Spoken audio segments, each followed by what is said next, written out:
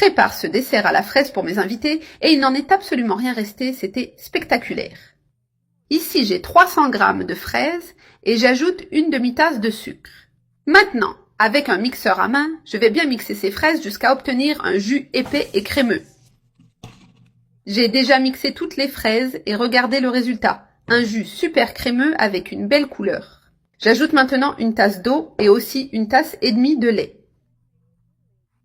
Et je mélange à nouveau jusqu'à ce que les ingrédients soient parfaitement intégrés.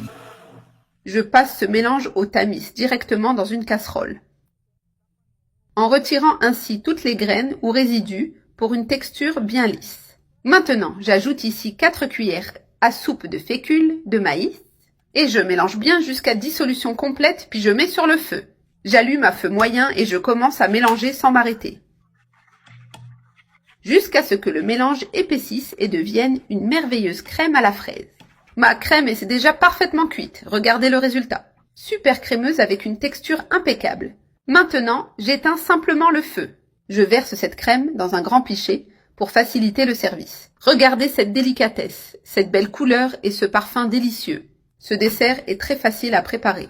Et il est idéal pour toute occasion, que ce soit un déjeuner ou un goûter. Je commence maintenant à remplir ces petites coupes pour servir ce dessert. Je répartis la même quantité de crème dans chaque coupe pour que ce soit bien équilibré. S'il en reste un peu, je prépare quelques coupes de plus pour que tout le monde en ait. Et ce dessert est parfait pour partager avec toute la famille.